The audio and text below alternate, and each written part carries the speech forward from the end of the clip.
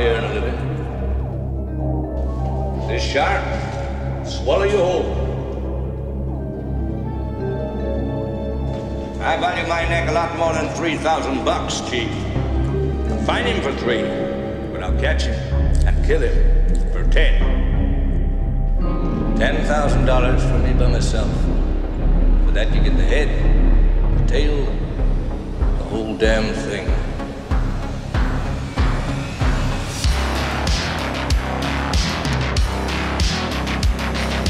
You yell shark, we've got a panic on our hands on the 4th of July. Mr. Vaughn, I pulled a tooth the size of a shot glass out of the wrecked hull of the boat out there, and it was the tooth of a great white. A what? You're gonna need a bigger boat. Love to prove that, wouldn't you? Get your name into the National Geographic. No, I'm not saying that this is not the shark. It probably is, Martin. It probably is. It's a man-eater. It's extremely rare for these waters. But the fact is that the bite radius on this animal is different than the wounds on the victim. Get out of that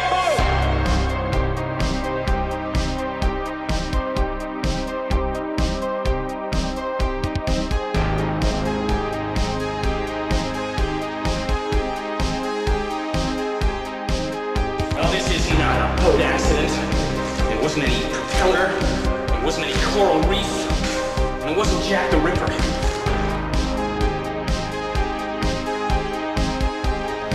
It was a shark. I'll never put on a nice jacket again.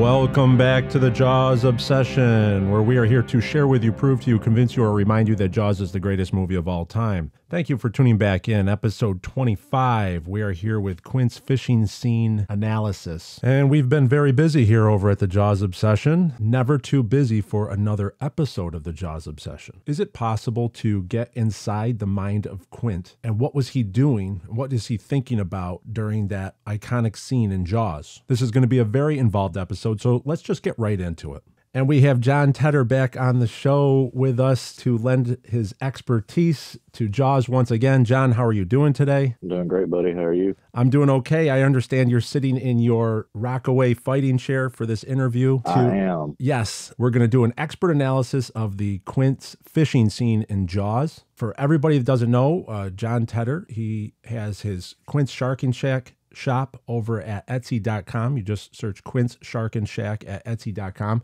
And he's also rebuilding the Orca, full-scale Orca. You can go to his YouTube channel to watch that being done at youtube.com/Orca Rebuild. For everyone that doesn't know, Jon is the technical advisor for the Book of Quint, and I consistently call him and bother him at all hours through it with text messages or phone calls. And I say, just today, I said, Jon, what's the... how big's the fuel tank on the Orca? Quick, I need to know how much it would cost to refuel the Orca back in 1952.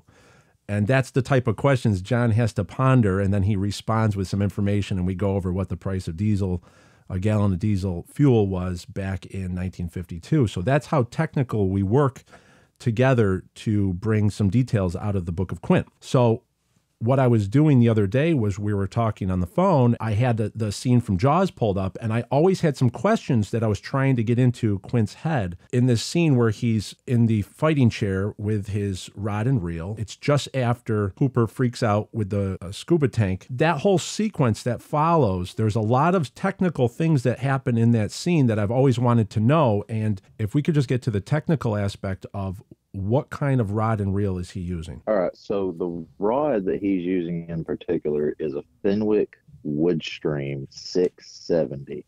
It's a really, really well-built rod. It's real heavy duty, and it's hard to bend one. It's really, really hard. Okay. And the reel he is using is a Penn Senator 16-aught reel. Penn Senator 16-aught. Yes, 16-aught. They made 16-aught was the biggest one that they made. The next size down was a 14-aught, a 12-aught, a 10-aught, I know there was a 9/0, and it just went on down the line. You're saying this is the biggest one that they made? Yeah, it's the biggest one. It basically had a 4-to-1 gear ratio with no high-end drag component, and it was just metal on metal, really, with a little bit of it's two sides put together with poles going across, and the sides were this really dense and thick plastic. It had 1,000 yards of 130-pound monofilament line on it, and the 16-aught reel itself just weighs shy of 15 pounds.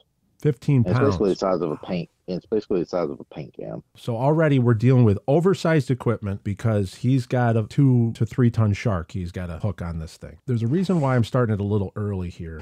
Yeah, that's real fine, expensive gear you brought out here, Mr. Hooper. But I don't know what that bastard shark's gonna do with it. He might eat it, I suppose. Seen one eat a rocking chair one time. Hey, Chiefy, next time you just ask me which line to pull, right? Okay, so in this sequence, we have, as he's talking to Chief, with his right hand, he's fiddling with the line. So the line is already cast out, and he's kind of tugging at it with his fingers. What exactly is Quint doing with his fingers? Why would he be tugging on that line? One of several different reasons. It could just be as simple as a nervous tick. It could be out of boredom. I watched my granddaddy do it several times when we'd go fishing, whether it was saltwater or not. But most likely what he's doing is if you look at it, it's almost like he's thumbing a guitar string. So it's creating a vibration. Okay. And as we know, sharks are attracted to vibration. And he's also doing that. You're moving the bait in the water. Really quick, let's just talk about the bait. He's actually cast out a line. The bait that he would be using, and I remember we talked about this, would be some sort of big piece of meat, maybe a cow's liver. Yeah, you can use a cow's liver, any sort of big chunk of meat. Yep. And plus they're chumming all around it too. So, sharks could get brought in. And yep. They're looking for the big white shark, so it's don't come in. I mean, they'll see a big piece of meat there. Okay, and in order to cast this bait out, he would have just kind of slopped it over to over the stern. And you don't really kind of flip something that heavy, right? And you just kind of you just pay out the line as the current takes the orca forward. Yeah, you can do it that way, or while you're going along at trawling speed, you can put it over the side and trawl along a few hundred yards or however far and do it that way.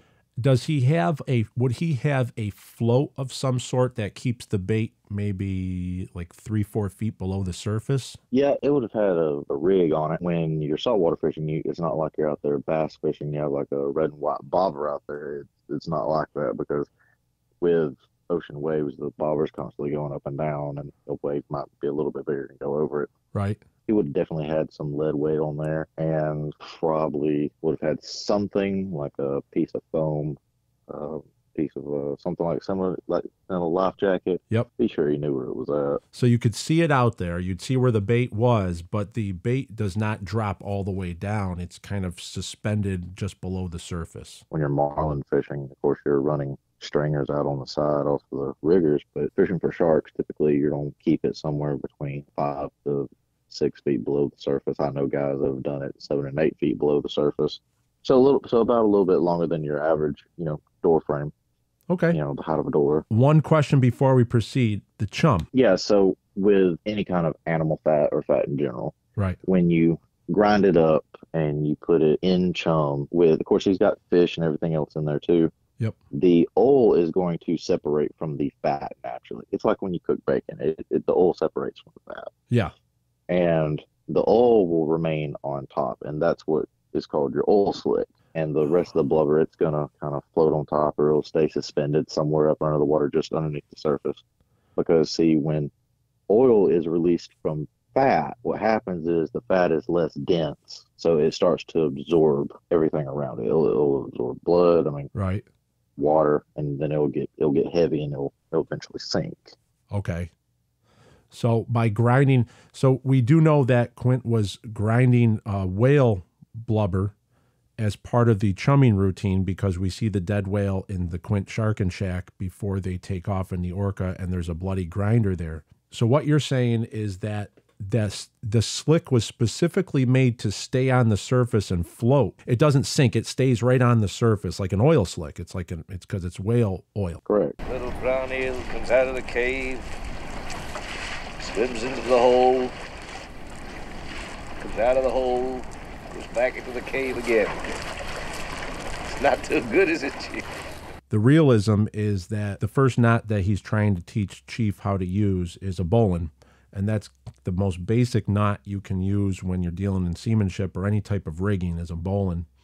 And I like that. I really always like that. And also we see Quint is fiddling with a package of saltine crackers or some sort of cracker. And we went over that. We went over that in one of the earlier episodes, the saltine cracker and what that means. It goes to the next shot is where I paused it here. Is Hooper he's kind of messing with a regulator valve for scuba rig, and there's a bell on the mast right there. What is that bell? What would that bell be used for? Well, it'd be just a typical regular bell. I mean, it's there on deck. I mean, be used to, if for some reason you had to run out of the pilot house to get another boat's attention, like say your horn wasn't working, you have a bell there. That's great. If I remember correctly, you're actually required to have a bell on board. Yes. With the Coast Guard, if I remember correctly. So right now, as it currently is, Hooper is up on the flying bridge. Quint is down in his fighting chair. Brody is sitting over by the transom on the port side, and he's trying to tie knots, trying to tie a bowline. Well, nothing's easy, is it? One more time. Little brown eagle.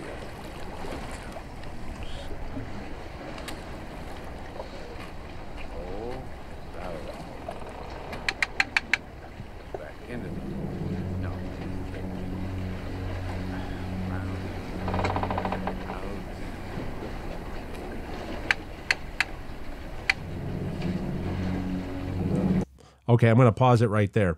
What we have now is the first clicking sounds of the reel. At this point, what do you think the shark is doing? Do you think the shark kind of grazed it, is nosing it, the bait? Yeah, I think the shark's checking out to see exactly what it is because, sharks of any kind, in order to identify something, they'll bump it. Mm-hmm.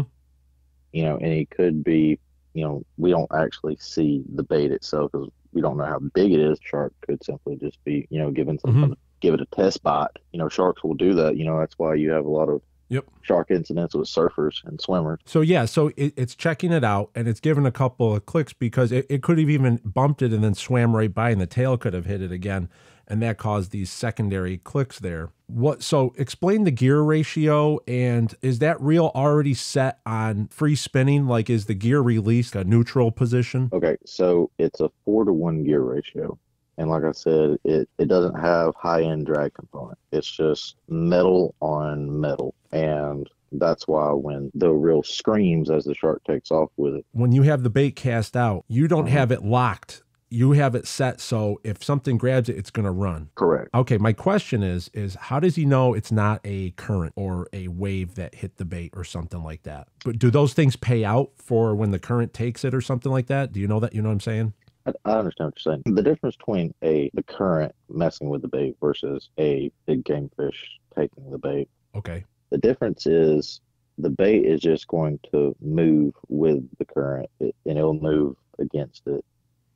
And it's not going to pull on it.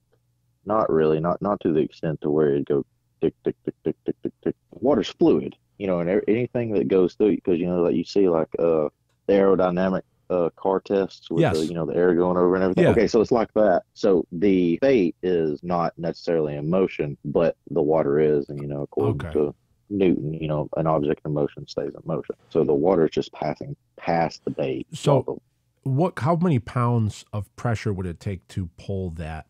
Just one click. Does it take actually some force to pull it? There is a handle on the side, and it'll lock the reel so that it'll cut the drag, so you can't pull it out anymore until you can start the reel. So you take that off, and it will just free spool out. But to actually pull the line on it, number one, it's a heavy duty reel. It's heavy as it is. Mm-hmm. So the weight of the line plus the reel plus the weight, you're talking about several pounds here of line.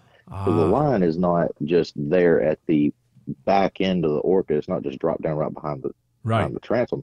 It's out there. It's out there. That's why there are a lot of times when big game fish, like say a marlin, say the line snaps, a lot of fishermen, if they're inexperienced saltwater fishing, they'll think that they're still reeling in the fish, when in reality it's just the weight of the line. Oh, I see. Okay, so you're fighting the weight of the line. Correct. See, that's interesting. So he automatically knows that it's something that's got some force, that just bumping the bait clicked this line. So he goes, there's something big down there.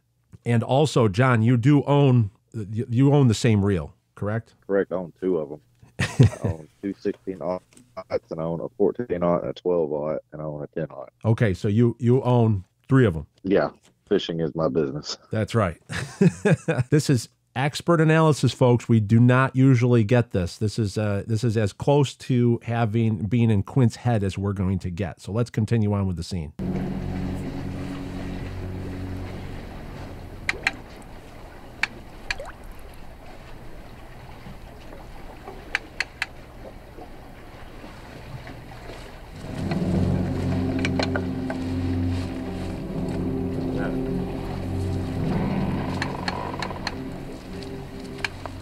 Okay, I'm going to stop right there.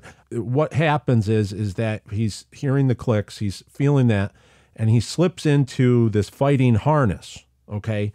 The fighting harness, he slips in and goes over his shoulders. What is the function of that fighting harness? Okay, so the function of the fighting harness is to anchor you to the reel. So if you were just freeballing it in the fighting chair without a harness, you're going to kill your back.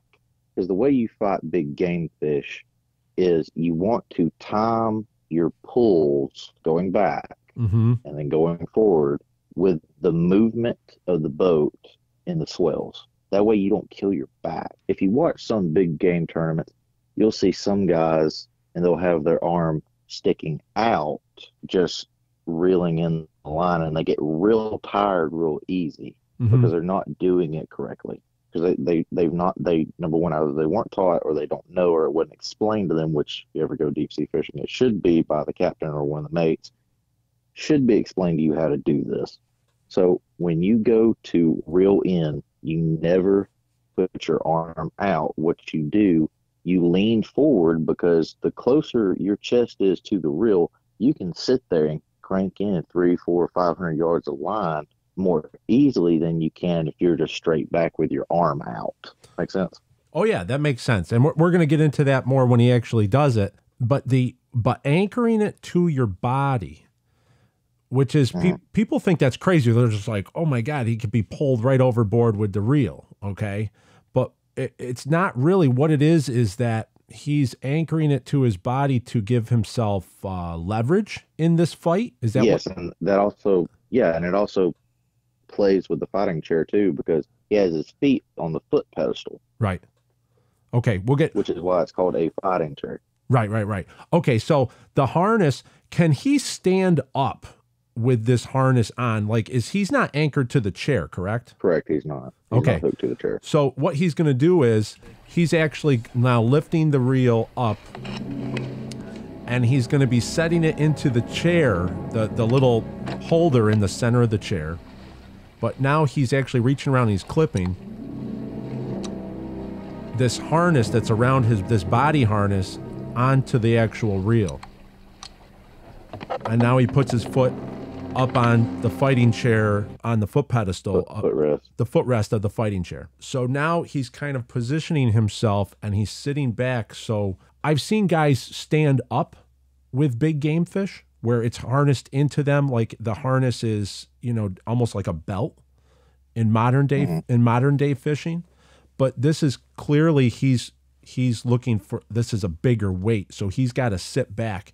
He would never stand up with something like this, or would he? No, not with something as big as this. With smaller marlin, you can stand up. You can put one of the waist belts on where the butt end of the rod actually fits into a little tube holder. And it looks like a groin cover when you put one on. Okay. And sometimes you'll have a harness on to attach to that too. With smaller big game fish, yes, you can stand up. With something really, really big like this, no. Okay. So let's talk about the fighting chair itself. The fighting chair is a Rockaway fighting chair. Yeah, so it's made of teak and bronze, and it's solid bronze. All of it is. It's bronze. And wow. it's bronze, and it's chrome plated. And it is very heavy. It is not a light chair at all. Put together, it weighs right at 200 pounds. It's stout. It's anchored to the deck, and it's stout and it's heavy. So when he puts his feet up onto that pedestal, he's actually kind of he's become part of the boat. Like he's sitting back, and now he's got the weight and the leverage of the boat that he's kind of holding himself against. So at this point, the shark will be pulling the boat. Is the theory of having that fighting chair is you're using the weight of the boat to help you reel the fish in?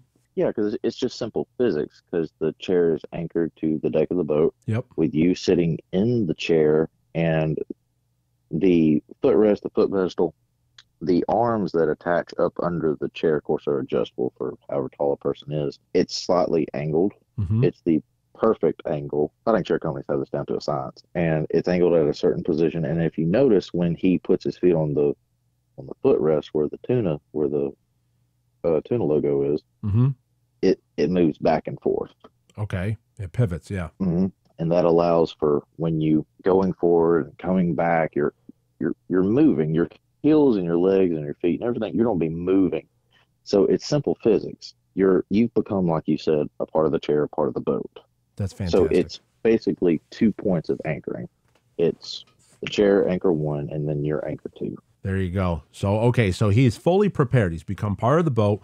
He's got everything harnessed in. He is fully ready, and he's doing this very, very quietly and very softly, because he doesn't want to disturb the bait. Like he doesn't want to shake the bait, or he doesn't want to disturb it if the shark is coming back around. What is the process of being so quiet? Well, it's not really the process of being so quiet. It's the slowness of it that he does. Is it possible that he doesn't want, if you know how sometimes you can like try to set the hook too early? When the shark takes the bait, okay, does that mean the hook is set and the shark runs? Yes. Okay. So when the shark runs with the bait and it has it and it's taken the bait itself and the hook is in the shark's mouth, but the hook is not yet set into the jaw of the shark, into the jowls of it, through its mouth.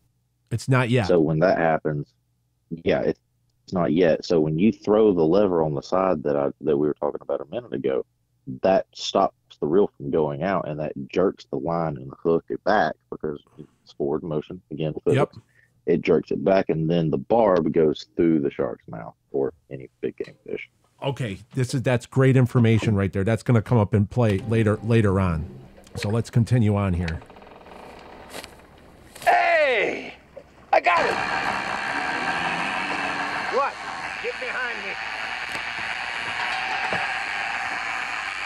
Hoover! Reverse her! Taking a hell of a lot of line.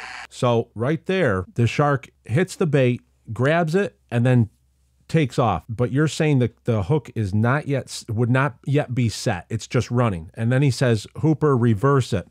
Now, this is one of the things that I write about in the Book of Quint, is that a lot of fishermen will reverse down in order to close the distance to the fish. Is that what he's talking about doing here? Yes, and it's so that Quint can reel in more line faster.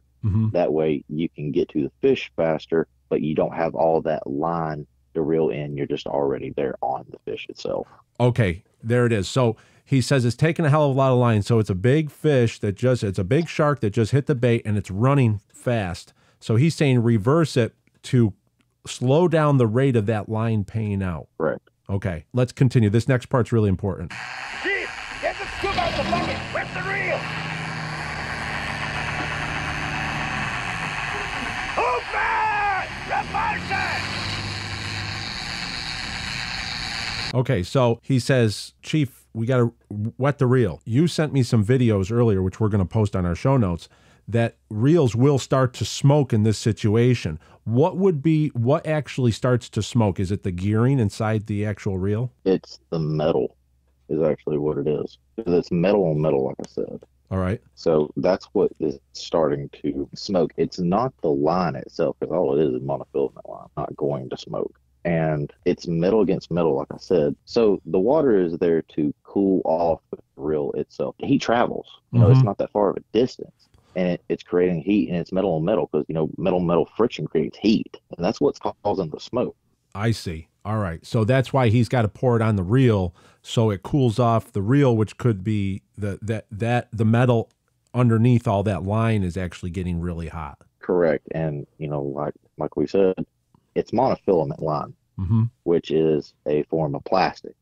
Plastic and heat don't mix because they'll melt. Right. Okay. It becomes weak. And so he's still screaming for Hooper to reverse it.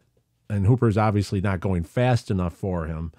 But that's what the whole point is that he's trying to close the distance to the shark by reversing it to slow the rate of that line paying out. We're swinging. Get behind me again.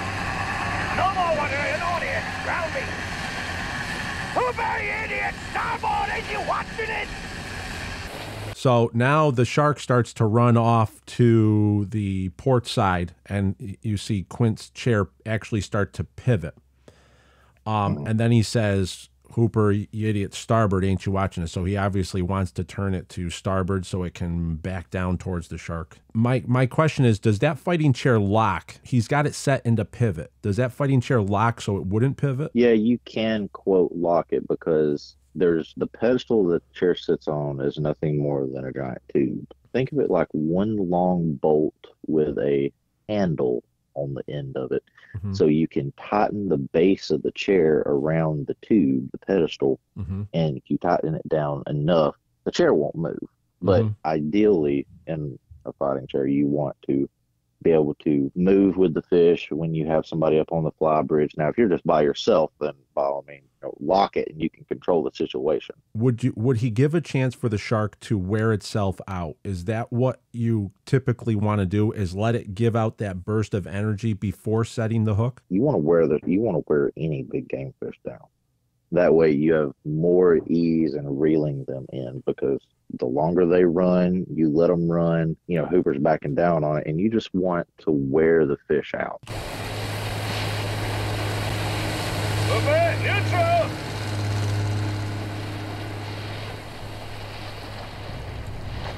Okay, so he says Hooper neutral, shows a couple of shots of the orca, and now he has the fishing rod straight up in the air, and now he starts to crank. So can we say this is the point when he set the hook? Yes. Okay, so he decided, all right, the sharks ran enough, now I'm going to set the hook, the momentum of the shark carries it forward. He tells Hooper to put it in neutral, so now he's using the weight of the orca, and the shark is pulling against the weight of the orca. That's why he said put it in neutral. Correct. Wow, this is cool. And so now what we see is now he begins the cranking in and the reeling in of the shark. Where's he going now?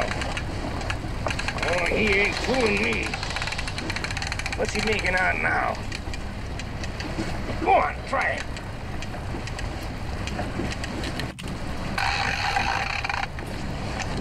As you said, what Quint is doing, he's moving forward and he reels as he leans forward, and then he slowly leans back and then he goes forward again. So he's in a process of reeling in the shark.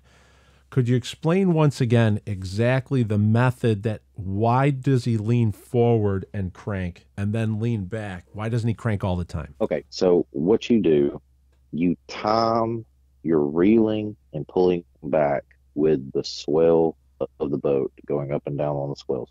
When the boat goes down, you go down and you crank, and when the boat goes up, that's when you pull back, because you're using the boat to help you pull back. You don't want to fight it because you'll break your back doing it, and you're going to wear yourself out.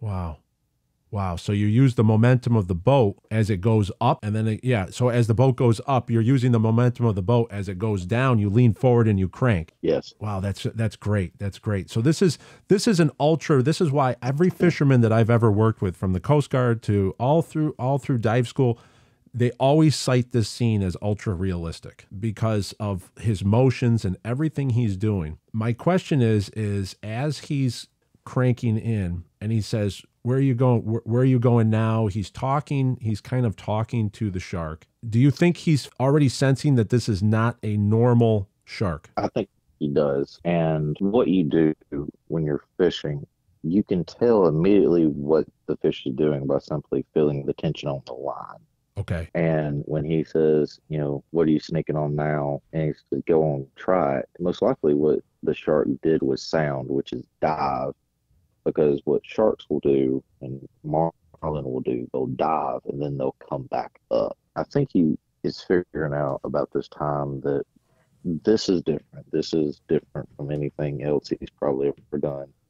And he's trying to more or less, with any other fish or shark that he would have caught, is get inside the shark's mind and try to stay one step with it or one step ahead of it. Okay. By feeling the tension on the line and figuring out what it's doing. Oh, fantastic.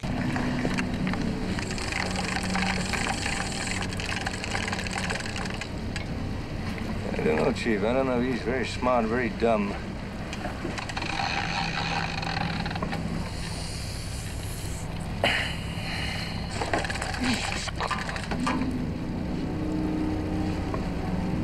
He's gone under.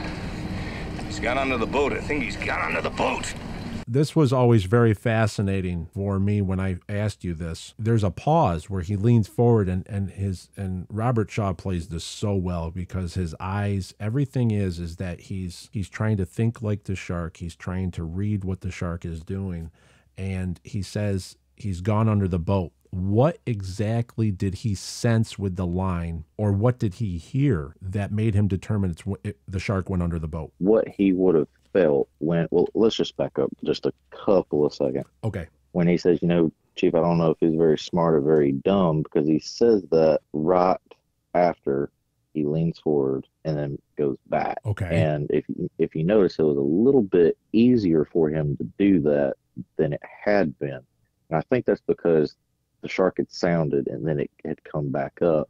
And I think that's why he said that. And then he reels in some more. And then, he says, I think he's gone under the boat. I think he's gone under the boat. So the way he would know that would be, number one, the line would have come up under it. Now, it would have come up against the transom. And the reason he says, I think he's gone under the boat is because you can't discern when the line is up against the hull of a boat.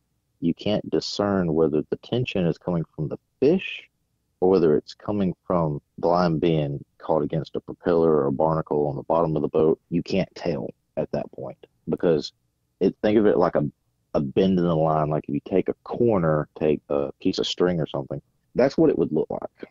Right. It's bent so around. It's, right it's bent around so it's gone under the boat. So it goes down past the stern and it bends under the bottom of the boat. So he's actually going, the tension is too great, or I can't read the tension. Is he hearing the line on the hull? Is he feeling the line? You'd be able to. Oh, you definitely feel it, but you'd be able to hear it. So go up against the bottom of the boat. You'd be able to hear it. So that would be his realization at that point. He's actually hearing and feeling the line rub on the hull, and at that point. This was fascinating that you brought up earlier. The big sharks, they got big for a reason because they learned to outsmart the fishermen. So what would a shark do by going under the boat? How does the shark get the advantage over the fisherman? Again, it's physics. Of course, fish don't understand physics, but they have experience. So yeah, by bending the line on the bottom of the boat, maybe that shark had been in that situation before and it was able to snap the line by doing that. Maybe it was. Maybe it had been able to do that. Right. A lot of cases, in my experience, I've always thought that's what they were doing because it happened to them a few times. They learned if I go up under this thing that floats and stay up under here long enough and I fight it, it'll snap. Yeah. Yeah, it's also possible that by coming underneath the boat, it actually relieves a little bit of tension on the line because now they're using the boat as leverage, like you said. So they're using the boat. They're kind of outsmarting the fishermen, and now a less experienced fisherman would just crank, and then snap the line, right? Correct. Because it becomes the strain is too much, and that's where you would just kind of so at this point he realizes that this shark is a smart shark then, right? He goes, he's really smart, he's really dumb. Then he goes, whoa, this guy's pretty smart. He's gone under the boat. Yeah, you see the realization in his face. Yeah. Yeah, it's too easy. He's a smart, big fish. He's gone under the boat. Keep it steady now. I got something very big. I don't think so. Chief, put your gloves on. Put your gloves on, both of you. Okay, two things. Does he say he's a smart big fish, he's gone under the boat, or he's saying that I got him now because I know how to get out of this? He's saying both, because when he says, it's too easy, he's a smart big fish. He's gone under the boat. All right. He realizes for certain that's what the shark has done. Mm-hmm. And Quint has more than likely been in this situation before, and he knows just enough how to the right amount of reeling in the line. And if you listen, him reeling in, it's not like it sounds before, where he's just cranking and cranking and cranking. It's slower. Slower as in so he doesn't over crank. Correct. And so he also doesn't run the risk of snapping a line. All right. And now he says, put your gloves on, both of you. Will that line cut you with the tension and stuff like that if it snaps? Oh yeah. Line. It's not so much that the line is sharp. That's not really what it is. But when you're going to pull in on the line to bring the big game fish up, you don't want to use your hands, because the line will bite into your hand. Because number one, it's very thin. Mm-hmm. It's kind of like the same concept of a garrote rope, like you'd see like in the James Bond movies, okay, where it'd be like a line that have two sticks on it, and you choke somebody. It's like that principle. Okay. And when you have gloves on, you're not going to get cut. Right. You're not going to run the risk of getting injured. What is he thinking is going to happen right now that he tells them to get their gloves on, both of you? Is it because he figures I'm going to reel this up and we're going to have to hook the shark, or like we're going to have to use a boat hook? Does he think he's got the shark now? Why would he say get your gloves on, both of you? Do you think that he's thinking that I can actually bring this up? Yeah, I think that Quint thinks that he's definitely going to land the shark. I think that he thinks that he's done it. So when he tells them to put the gloves on, it's so that they can grab the line and help to pull it up, because the shark is right there. It's right there on the boat. So the idea would be to help pull it along. And once they finally get it to the surface, Quint can dispatch the shark and however he wants to do it. Right. And then, use the boom on the mast to take a larger hook. Okay. Set into it, and then rig the shark up on the side. Let's continue on, because this next part, I've always had a question about this. Getting ready to run out again. Hey, Quinn, let it go. Hey, Hooper. Maybe a big yahoo in the lab, but out here just supercargo. If you don't want to backstroke home, you get down here. All right, you don't want to listen to me, don't listen to me. It's not a shark. Hooper's a smart guy, all right? Hooper's seen a lot of marine life. Why do you think Hooper thinks that it's not a shark? Is it because he's never seen a shark act smart like this? I think that could be it, but I also think Hooper thinks that it's not the shark. It's not the shark, like he says early in the film, because it's too quick. And in Hooper's mind, that's what I've always thought that it was. Oh, I see what you're saying. Like it wasn't a lumbering, it really sped out really fast, that kind of quick? Well, the whole process was too quick. I see. Okay, yeah, like there was two. Yeah, you brought him in awfully easy, and Quint's muttering something along the lines of he's getting ready to go out again. So fish they'll go for one last ditch effort to try to run one last time, as they know that they're almost surfaced. Yes. Wow. So so he says he's getting going. So so he's actually experienced this before, where the shark will try to do one last ditch effort to make a run. Wire's showing. The wire's showing. Unbuckle me. He says the wire's showing. That's the leader wire, correct? Correct. What is that wire for? Okay, so the wire itself is what you use on shark fishing and big game fishing like marlin, like we've previously discussed. The reason for that is shark teeth will cut through regular deep sea line fairly easy, because again, it is a form of plastic. Going through the leader, a wire leader on the hook, 9 times out of 10, a shark's not going to be able, or a big marlin's not going to be able to snap that line. And it's number 12 piano wire. Right. It was piano wire that Quint was using. That's pretty much, that was an established fact. So we know that it was absolute steel piano wire, right? Yes. That then goes to a little eyelet, and the eyelet is what's rigged to the fishing line. Okay, how much wire is between the hook and where the fishing line's in. So when Chief Brody says the wire's showing, and you see that little eyelet show pop up, how much wire is there? So the shark is right there. What would be the distance where that shark was at that point? I've seen leader wire be as much as 4 feet, 5 feet, 6 feet, 7 feet. I've even seen 8 feet. Okay, so at the most, we're talking that shark, the shark was 8 feet below the boat. Exactly. It's right there. It's right there. That's so cool. The other side. Tuna. Grab the leader, swordfish. Hooper. Wasting of time. Okay, take this rod. Hooper, give the chief a hand, will you? Right. Shit. He unbuckles himself, he unclips himself from the reel, and he hands the reel over to the chief who's struggling with it. And what is Hooper doing right now? Because Hooper doesn't need any direction. He says, Hooper, get the leader wire. So what is Hooper doing? He's going over and he's rigging something off to the little eyelet? Yeah, so what he's doing is attaching a clip to the eyelet that has some form of either rope or string attached to it, so that you can use that to pull back on and pull it in. Right. Because you're not trying to pull up. I mean, you're not going to be able to physically say pull 8 feet of wire just straight up, hand over hand. You're not going to be able to. So what you do, you attach to the leader wire and you pull backwards and you walk backwards with it to help pull it in. Make sense? Yeah, that makes sense. That makes sense. And so Quint bails out of the fighting chair because he says, we got this thing. It's up at the surface. Mm-hmm. It's only a matter of time. We're going to wear it out. It can't resist us forever. So now he climbs on the side of the Orca and he's taking his harness off. And he reaches down and he grabs this gigantic hook. What was he planning to do with that hook? Well, it's a landing hook. It's so that after he dispatches the shark, he can rig it up to the boom and then attempt to pull it in, because he doesn't quite yet know how big the white shark is, but attempt to pull it up into the boat, or at least pull it somewhat up onto the side of the boat, and then take a tail rope and tie it off to one of the stern cleats, and then have it somewhat on the side of the boat. Yeah. Go back on with it. Right. So you would keep it on the side of the boat. Yeah, you would rig it to the side of the boat. So that's called a landing hook that he grabs. Yes. Would you put that on a pole, or would you rig that to the boom and it would be on a rope? Rig it to the boom.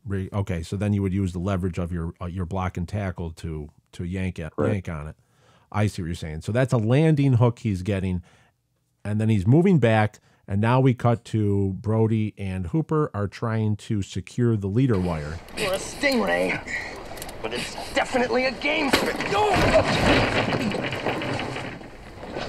So what happened there? So what happened there, the line snapped, the wire itself snapped. The wire itself. The tension was released immediately. So the line snapped probably on one of the shark's teeth were able to sever the steel wire. Right. Relieve the tension. Both of them go flying backwards. When I was younger, I always thought Hooper did something wrong. Like he grabbed the wrong eyelet and he just kind of snapped it himself. But Hooper did nothing wrong there. That was all the shark bit through that. Correct. Okay. I think this is always open-ended. Was it the shark or not? When people watch this part of Jaws, who's right, Hooper or Quint? And this was the line where a lot of people miss what Quint says here.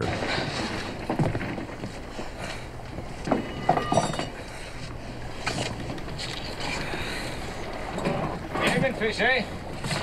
Marlin, stingray, bit through this piano wire. Don't you tell me my business again. What he says is game and fish, eh? Marlin, stingray bit through this piano wire. What Quint's trying to show is there's no other game fish that would have bit through steel piano wire. Is that correct? Correct. And when he says bit through this piano wire, it's not a statement, it's a question. Right. It's a statement in the form of a question, rather, saying, like you just said, a tuna or swordfish, stingray is not going to be able to bite through it. In your opinion, was that the shark on the line? Yes, because whenever the shark is around is when you hear the music. Okay. Whenever the shark is around. Right. Right. Versus when earlier in the movie during the fake cardboard fin, okay, it's not there. The music is not there. Yes. So whenever the music is there, the shark is there. Yes. So yes. So the music, we did hear the music when the clicking was going on. Yes, absolutely. And that's John Williams' hint that definitely that was the shark. So poor Hooper, he was in the wrong. We'll just close out with the rest of the scene here. You get back on the Well, bridge. that doesn't prove a damn thing. Well, it proves one thing, Mr. Hooper. Proves that you wealthy college boys don't have the education enough to admit when you're wrong.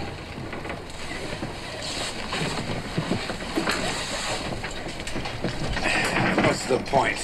Hooks and lines. Well, you lose one, you rig one. Chief Brody walks in and says, "What's the point? Hooks and lines." Quint comes up and says, "You lose one and you rig one." Let's continue on really quick here, because Hooper! 12 minutes, south-southeast now, full throttle. Aye, aye, sir. Arr, Jim boy, arr. See what I do, Chief, is I trick him to the surface. And I jab at him. I'm not gonna haul him up like a lot of catfish. when he says, "I trick him to the surface and jab at him," what is he describing there? This would be prior sharks, prior to this massive white shark that he's going to fight here.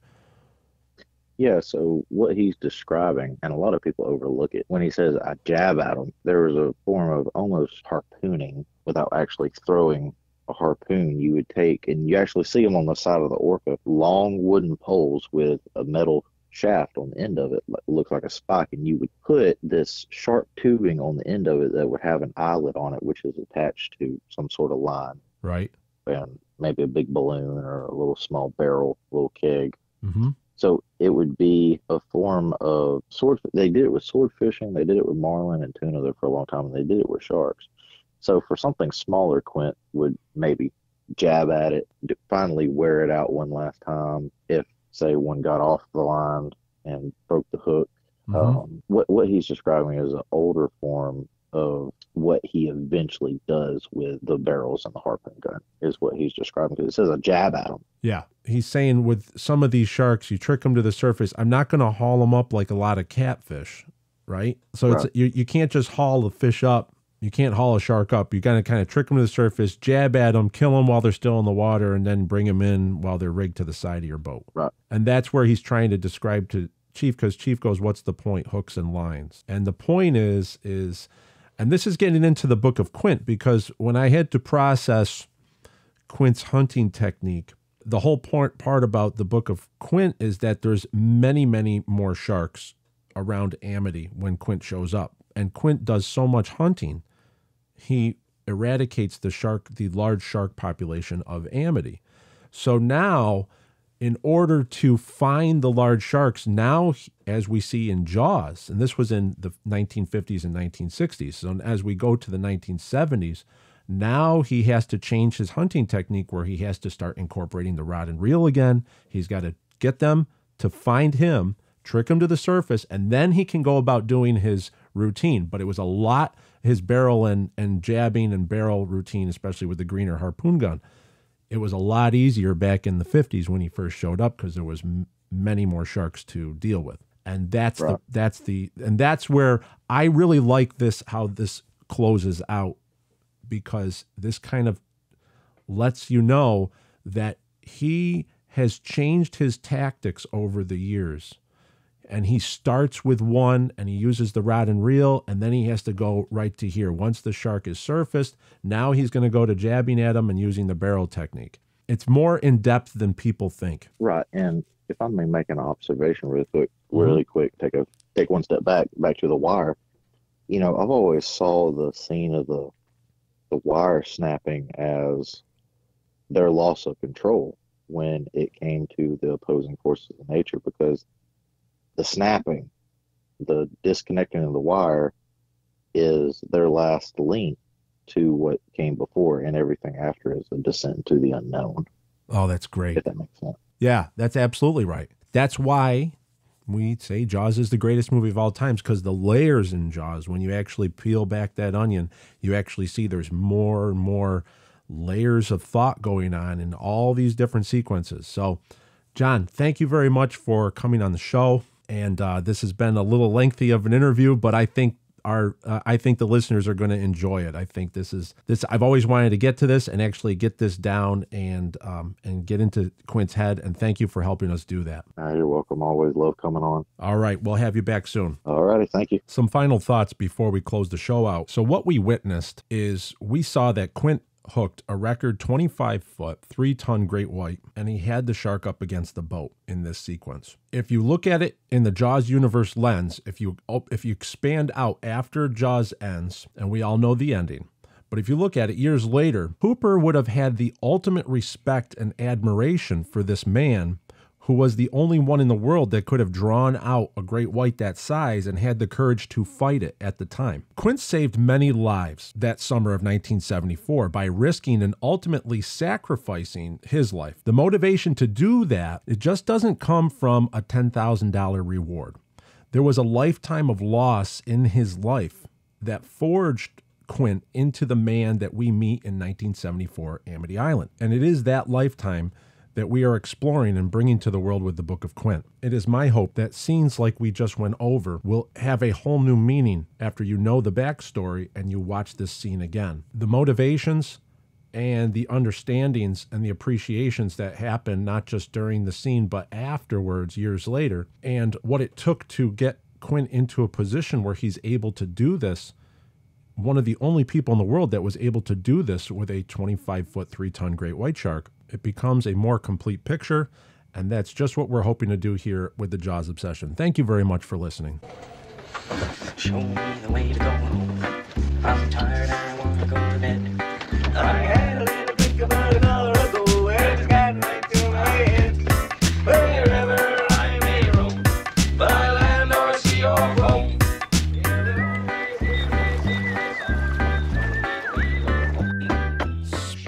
Special thanks to Jon Tedder for once again coming on the show. Please follow the links in the description below on this podcast, on the platform, whatever platform you're listening to. You can visit his Orca Rebuild Project and Quint's Sharkin Shack over at Etsy.com. The movie Jaws is copyrighted property of Universal Studios. Any references and sampling from the movie Jaws in this episode is intended to fall within Section 107 of the Copyright Act. The copyrighted materials are fairly used for the purposes of criticism, comment, reporting, teaching, and research. The materials used here are protected by the fair use guidelines of Section 107 of the Copyright Act, all rights reserved to the copyright owners. If you liked this episode and you want to help us push it out to more Jaws fans, please give us a good review, maybe 5 stars on Apple Podcasts, Spotify, Audible, or whatever your preferred listening platform of choice is. Every review counts, so don't forget to leave that good review. You can visit us at jawsob.com, bookofquint.com. You can write to us here at jawsob2025@gmail.com. Thanks for listening. Until next week, farewell and adieu. Show me the way to go home. Show me the way to go.